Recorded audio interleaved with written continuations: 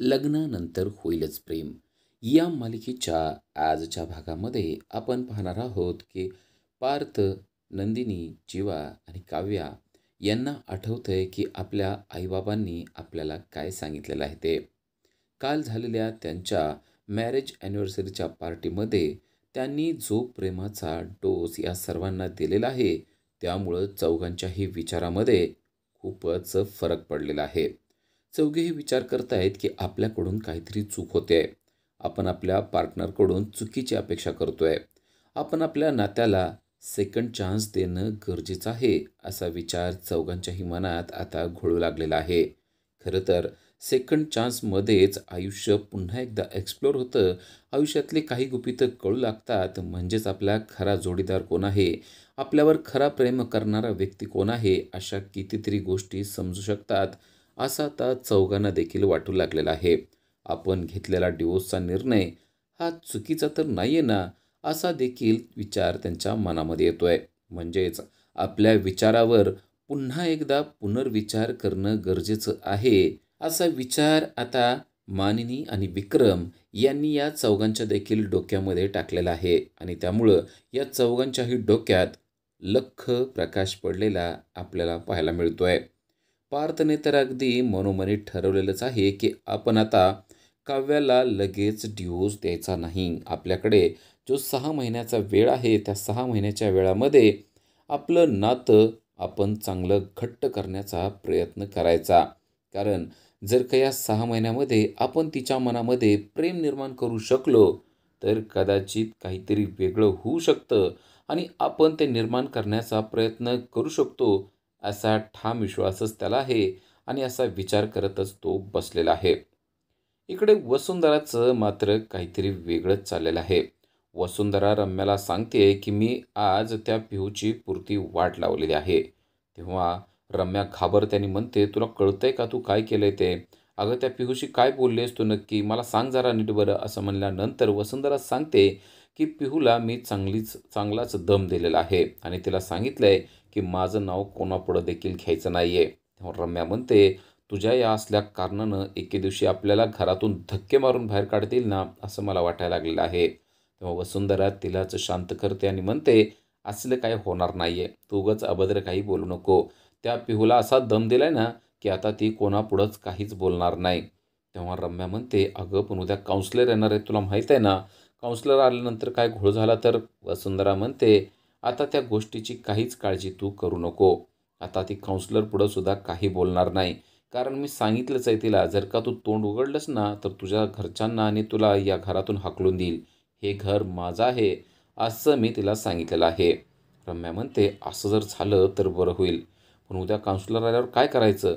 तेव्हा वसुंधरा म्हणते, उद्याची काळजी तू आत्ता करू नको. उद्याचं काय आहे ते माझ्या डोक्यामध्ये अगदी व्यवस्थितपणे आहे. रम्याला मात्र कळालेलं नाहीये की या वसुंधराच्या डोक्यात काय आहे. वसुंधरा म्हणते, उद्या त्या नंदिनीची कशी पुरती वाट लावते ना ते बघ. रम्या म्हणते, अगं म्हणजे तू काय करणार आहे? वसुंधरा सांगते की उद्या तो काउन्सिलर आला ना, मगच गंमत बघ मी काय करणार आहे ते.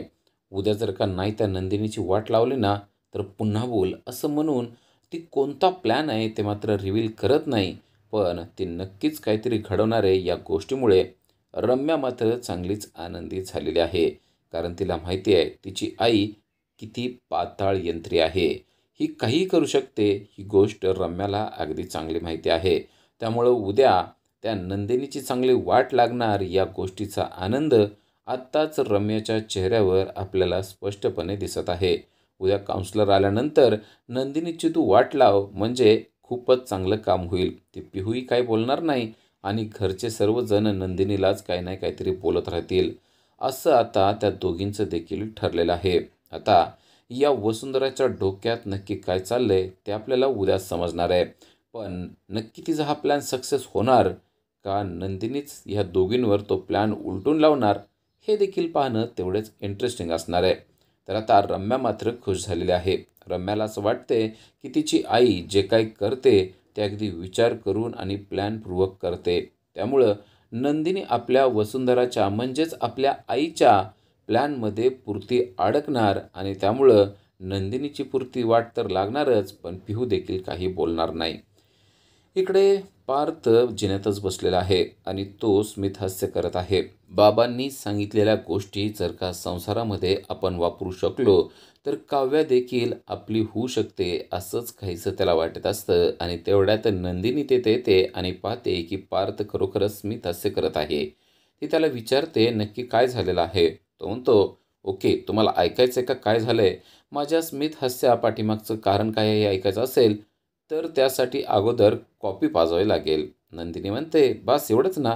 ठीक आहे, चला, दिली तुम्हाला कॉफी. असं म्हणून नंदिनी आता डायनिंग टेबलवर त्याच्यासाठी छान गरमागरम कॉफीज घेऊन येते आणि तो देखील खुश होतो. नंदिनी आणि पार्थ छानपैकी गप्पा मारत बसलेले आपल्याला पाहायला मिळतात. नंदिनी आता त्याला विचारते, सांगा, एवढं स्मितहास्य असण्याचं नक्की कारण काय? तेव्हा तो म्हणतो, आज जे काही आपल्याला आई आणि बाबांनी सांगितलं ना त्या गोष्टीचा मी खूप बारकाईने विचार केला आणि तेव्हा मला एक गोष्ट समजली की नात्याला सेकंड चान्स देणं गरजेचं आहे. नंदिनीच्या डोक्यात तरी वेगळं काय चाललेलं होतं. नंदिनीला पण असंच वाटत होतं. नंदिनी त्याचं ती गोष्ट ऐकते आणि विचार करू लागते. पण नंदिनीच्या डोक्यात येतं, आपलं नातं खूप वेगळं आहे. आपला पार्टनर आपल्यासाठी जरा देखील इफर्ट्स घेत नाहीये. पण इथे पार्थ मात्र काव्यासाठी चांगले इफर्ट्स घेतोय. त्यामुळं कदाचित सेकंड चान्स देणं हे त्या दोघांसाठी अगदी व्हॅल्युएबल ठरणार आहे. इकडे पार्थ सांगत असतो की मला असं वाटतंय सेकंड चान्स देणं गरजेचं आहे आणि त्यासाठी प्रयत्न करणं देखील गरजेचं आहे. आजपर्यंत मी काव्याला हीच गोष्ट सांगत राहिलो की मी तिच्यासाठी कसा योग्य आहे. मी तिच्यासाठी काही करू शकतो. मी तिच्या चेहऱ्यावर स्मितहास्य आणण्यासाठी स्वतःला कितीही त्रास करून घेऊ शकतो. अशा गोष्टींनी काही फरक पडत नाही असं देखील तो नंदिनीला सांगतोय. नंदिनी म्हणते, अरे वा, मग आता नक्की काय करायचं तुम्ही ठरवलेलं आहे? तो म्हणतो, मी त्यांच्यासाठी किती ग्रेट आहे आणि मी त्यांच्यासाठीच बनलेलो आहे ही गोष्ट सांगण्यात आता काहीच पॉईंट उरलेला नाही आहे. पण त्यांना ही गोष्ट मात्र सांगणं गरजेचं आहे की आपलं नातं हे खूपच पवित्र आणि चांगलं आहे. भले ते मैत्रीनं जरी सुरू झालं तरी देखील चालेल. पण आपल्यामधलं नातं हे एकमेकांना एनर्जी देणारं आहे आणि एकमेकांना खुश ठेवणारं आहे. ही गोष्ट त्यांच्यापर्यंत पोहोचणं गरजेचं आहे असं मला वाटतंय. आणि त्याप्रमाणेच मी प्रयत्न करायचं देखील ठरवलेलं आहे. आता त्यांना मी ही गोष्ट दाखवून देणार आहे की मी त्यांचा चांगला मित्र होऊ शकतो आणि मी त्यांच्या आयुष्यात असेल तर त्यांचे बरेचसे प्रॉब्लेम मी सॉल्व्ह करू शकतो. म्हणजे मी त्यांच्या आयुष्यातून जायला नाही पाहिजे असं काहीसं मी वातावरण तयार करणार आहे असं तो बोलत असतो. तेव्हा नंदिनी स्मित हास्य करत त्याचं सगळं काही ऐकत असते. नंदिनी म्हणते, खरंच तुम्ही ना अगदी काव्यासाठीच बनलेले आहात. ती इतकी मुडी आहे, इतकी त्रास देणारी आहे, पण तुम्ही मात्र तिचा जरा देखील त्रास करून घेत नाहीत. उलट तिच्या त्या मुडी स्वभावाचा तुम्ही आता बरोबर फायदा करून घ्यायचं ठरवलेलं आहे. आणि मला देखील असं वाटतंय की तुम्ही तुमच्या या प्लॅनमध्ये अगदी यशस्वी व्हाल. त्याचबरोबर ती पार्थला अजून एक शब्द देते की तुम्ही काहीच काळजी करू नका. जिथं-जिथं तुमचं नातं वाढवण्यासाठी गरज पडेल तिथं-तिथं मी तुमची मदत करेल. तेव्हा तर पार्थ अजूनच खुश झालेला आहे. पार्थ म्हणतो की अरे वाह! एक से भले दो. म्हणजे आता तुम्ही जर का मला मदत केली तर मला जो वेळ लागणार आहे ना त्यापेक्षा अतिशय कमी वेळात मी हे सगळं करू शकणार आहे. तसा आता फक्त 6 महिन्याचाच वेळ आहे. पण 6 महिनेसुद्धा भरपूर आहेत. या 6 महिन्यामध्ये हे नातं बहरल्याशिवाय राहणार नाही असं मला वाटतंय. आणि नंदिनी त्याला शब्द देऊन म्हणते की तुम्ही निश्चिंत राहा. ज्या वेळेस माझी गरज पडणार आहे ना, फक्त तुम्ही मला सांगा की मी काय करायचंय. मी तुमचं प्रेम तुम्हाला मिळण्यासाठी, तुमची काव्य तुम्हाला मिळण्यासाठी काहीही करायला तयार आहे. असा शब्दच आता नंदिनीने पार्थला दिलेला असतो आणि त्यामुळे पार्थ तर भलताच खुश झालेला आहे. अगदी त्याच्या मनाप्रमाणेच गोष्टी घडू लागलेल्या आहेत. अजूनच त्याच्या चेहऱ्यावरचं स्मितहास्य वाढत चाललेलं आहे. तेव्हा नंदिनी म्हणते, खरंच तुम्ही ना खूप खूप इफर्ट घेता. तेव्हा पार्थ म्हणतो, आपल्याला नातं टिकवायचं असलं की आपोआप समोरचा व्यक्ती तसे इफर्ट्स घेतच असतो. तेव्हा नंदिनीला जाणवतं की जीवा मात्र आपल्यासाठी कसलेच इफर्ट घेत नाहीये. याचा अर्थ त्याला हे नातं नको आहे असंच आपण समजावे की काय? जेव्हा नंदिनी उठते तेव्हा पार्थ तिला म्हणतो की म्हणजे आता जीवाविषयी पण तुम्ही असंच करणार आहे असं समजू का? तेव्हा नंदिनी स्पष्टपणे सांगते की नाही, आमच्यातलं नातं अजिबात भरू शकत नाही. कारण जीवा जो आहे तो माझ्याशी तुम्ही जसं काव्याशी वागता तसं अजिबात वागत नाही. तो आमच्या नात्यामध्ये जराही पट घेत नाही आणि आता मला देखील या गोष्टीची सवय झालेली आहे आणि त्यामुळं या 6 महिन्यात मी कसलाच प्रयत्न करणार नाही. उलट जर का त्यांना माझ्या वाचून कम्फर्टेबल वाटत असेल तर चांगली गोष्ट आहे. मी त्यांना त्यांचा स्पेस द्यायचं ठरवलेलं आहे. मी त्यांच्या स्पेसमध्ये आता अजिबात जाणार नाही. मी जाण्याचा प्रयत्न केला आणि गेल्यानंतर मला समजलं की त्यांना ते पटत नाही आणि मग आमच्यातली भांडणं वाढायला लागली. आता मला भांडण वाढवायचं नाहीये, भांडण मिटवायचं आहे. आता जे काय असेल ते सगळं मिटवून टाकायचं आहे, असं ती पार्थशी बोलत असते. पण इकडे खरोखरच जीवानं ठरवलंय की इफर्ट्स घ्यायचे आहेत आणि तो चक्क तिच्यासाठी पत्र लिहीत आहे आणि पत्रामध्ये तो सांगतोय की मी देखील ठरवलेलं आहे की आपलं नातं हे आता वाढवायचं आहे. आज अॅनिव्हर्सरीच्या कार्यक्रमामध्ये हे मला समजलंय की आपल्या नात्याला सेकंड चान्स देणं गरजेचं आहे. मला माहिती नाहीये मी तुमचा चांगला नवरा होऊ शकतो की नाही, पण आपलं मैत्रीचं नातं आपण अगदी घट्ट करू शकतो. रूममेट हे चांगले नवरा-बायको होतीलच असं नाहीये, पण नवरा-बायकोच्या ऐवजी मित्र तर होऊ शकतील की, असं काहीसं त्याने पत्रामध्ये लिहिलेलं आहे. आपल्यामध्ये जर का छान मैत्री झाली, तर ती मला आवडेल असं देखील तो म्हणत असतो. ती मैत्री तुम्हालाही आवडेल अशी अपेक्षा करतो आणि माझ्या मैत्रीचा तुम्ही स्वीकार कराल असं त्याने त्या पत्रामध्ये लिहिलेलं असतं. आता त्या पत्राची छान घडी घालतो, त्यावर नेहमीप्रमाणे चकाचक बाई असं टाकतो आणि आता हे पत्र त्यांना कसं द्यावं असा विचार करत तो बसलेला आहे. हे पत्र कुठं ठेवावं म्हणजे त्यांना मिळेल असा तो विचार करत असतो. टेबलवर ठेवूया का? पण टेबलवर ठेवलेलं त्यांना दिसलंच नाही तर मग उशीखाली ठेवूया का? पण उशी त्यांनी उचललीच नाही तर असे शेकडो प्रश्न त्याच्या मनामध्ये येत असतात. आता करावं तर काय? आल्या-आल्या त्यांना हे पत्र तर मिळालं पाहिजे असा विचार तो करत असतो. लगेच त्याच्या डोक्यामध्ये एक युक्ती येते. तो म्हणतो जरासा पसारा करून ठेवूया. चकाचक बाईला पसारा झालेला अजिबात आवडणार नाही आणि मग ती पसारा नीट करण्यासाठी येईल आणि तिला ही माझी प्रेमचिठ्ठी म्हणजेच माझं पत्र सापडेल आणि मग माझ्या भावना तिच्यापर्यंत पोहोचतील असा विचार करून त्याने बरोबर बेडवर सगळा पसारा करून ठेवलाय आणि पसाऱ्याच्या खाली त्याने ते चिठ्ठी ठेवून टाकलेली आहे. जेणेकरून नंदिनी आत आली की पसारा आवरणार आणि तिला ती चिठ्ठी मिळणार आणि मग आपल्या भावना तिच्यापर्यंत पोहोचणार असा एक सरळ प्लॅन त्याने बनवून ठेवलेला आहे. आणि त्याप्रमाणे त्याने वस्तू अस्ताव्यस्त करून म्हणजेच उशीच्या खोळा वगैरे काढून त्याखाली ती चिठ्ठी त्याने ठेवलेली आहे. पण इकडं पार्थला मात्र खूप वाईट वाटतं. पार्थ म्हणतो, "खरं जीवाने असं वागायला नाही पाहिजे मला वाटतं. मी देखील तुमचं नातं भरण्यासाठी प्रयत्न करेल." नंदिनी म्हणते, "त्याची काही गरजच पडणार नाही. कारण जीवाच काय करणार नाहीये, त्यामुळं मी काय करणार नाही. आम्ही दोघंही काय करणार नाहीत त्यामुळं तुम्ही मदत नाही केली तरी चालेल." असं ती डायरेक्ट पार्थला म्हणते. पार्थ आता तिला त्या गोष्टीवर काहीच बोलत नाही. पार्थ म्हणतो, "ठीक आहे, आपण मित्र झालोय ना, पण आपण एकमेकाला फ्रेंडशिप बँडसुद्धा बांधला नाही." तेव्हा नंदिनी म्हणते, "हो, खरं.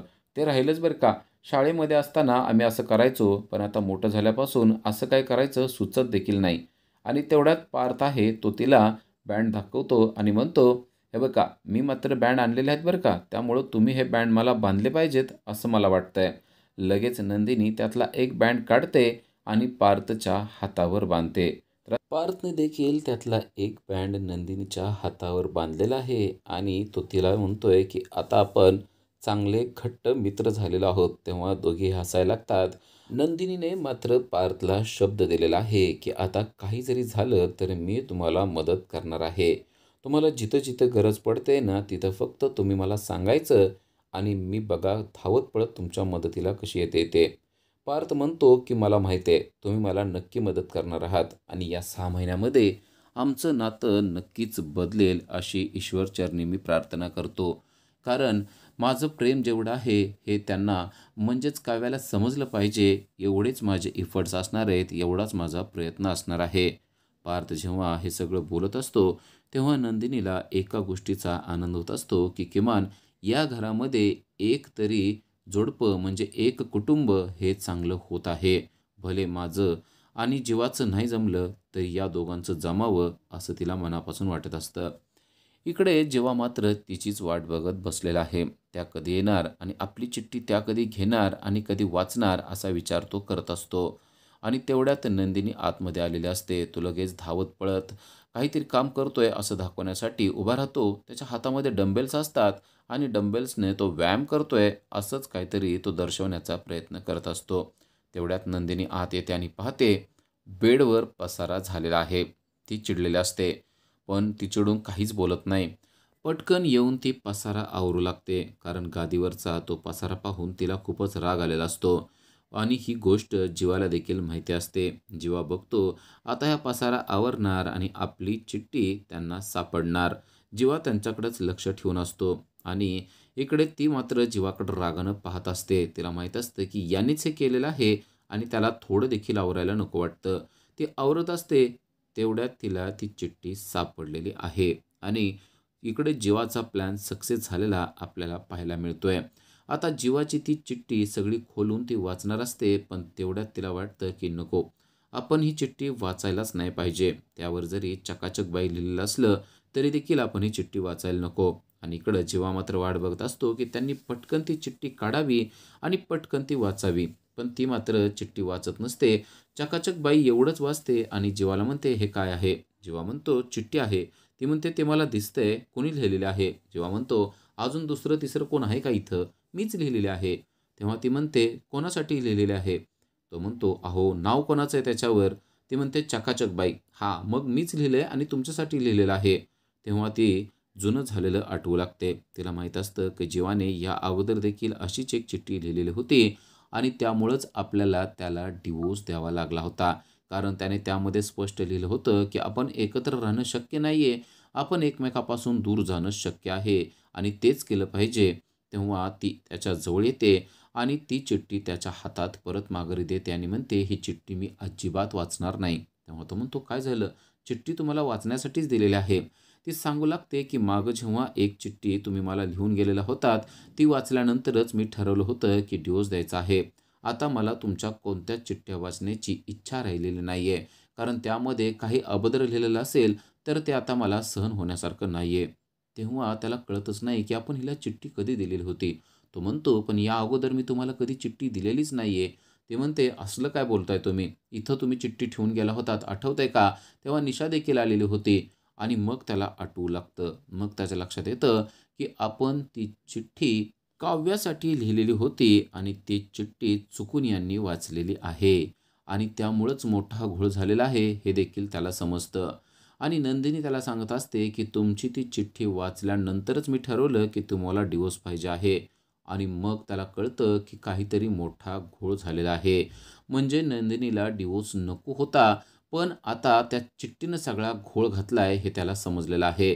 आता त्याच्या डोक्यात एकदम लख्ख प्रकाश पडतो आणि त्याला कळतं की नंदिनीला डिव्होर्स नको आहे. म्हणजे आपल्यामुळे हे सगळं झालेलं होतं. आता तिला डिव्होर्स नको आहे ही गोष्ट मात्र त्याच्या डोक्यात क्लिअर झालेली असते आणि तो गडबडीत म्हणतो की अहो ती चिठ्ठी तुमच्यासाठी नव्हती. ती चिठ्ठी का? तेव्हा नंदिनी थांबते आणि म्हणते, म्हणजे तुम्ही काय म्हणताय? ती चिठ्ठी माझ्यासाठी नव्हती. तो म्हणतो, नव्हती. मग ती चिठ्ठी का म्हणजे काय? आता त्याला त्या काचं उत्तर द्यायचं आहे. ती चिठ्ठी काव्यासाठी होती असं जर का नंदिनीला कळलं, तर मग मात्र मोठा घोळ होणार आहे. आता तो या प्रश्नाचं उत्तर कसं शिताफीनं देतोय आणि त्या काचा अर्थ नक्की काय लावतोय, ते आता आपल्याला उद्याच्याच भागामध्ये पाहता येणार आहे. उद्याच्या भागामध्ये आपल्याला पाहायला मिळतं की पार्थने जे ठरवलंय ते सक्सेस होत आहे. पार्थ जेव्हा त्याच्या बेडरूममध्ये जातो, तेव्हा काव्या मात्र शांत झोपलेली असते. तो काव्याच्या जवळ जातो आणि हळुवार फुंकर मारून तिच्या चेहऱ्यावर, तिच्या डोळ्यावर आलेले केस बाजूला सरकवतो आणि तो तेथेच त्यांच्याशी गप्पा मारत बसलेला असतो. भले त्यातला एकही शब्द काव्याला ऐकू येत नसला, तरी देखील तो सांगत असतो की मी आता आपल्या नात्याला सेकंड चान्स द्यायचा ठरवलंय. काय वाटतंय तुम्हाला? असं जेव्हा तो बोलतो, तेव्हा एकदम आकाशामध्ये ढग गडगडतात आणि आपसुकच काव्याचा हात वर उचलला जातो आणि तो बरोबर पार्थच्या हातात येतो. पार्थ त्या गोष्टीमुळे जाम खुश झालेला आहे. नियतीनेच आपल्याला असा कौल दिलाय असं त्याला वाटतंय आणि तो ठरवतो की येस, आता आपण आपल्या नात्याला सेकंड चान्स द्यायचाच आहे. ही गोष्ट काव्याला देखील पटले आणि नियतीला देखील मान्य आहे. असं म्हणून तो ईश्वराचे आभार मानत आहे. अशाच अपडेटसाठी आजच आमच्या चॅनलला सबस्क्राईब करा. Thank you.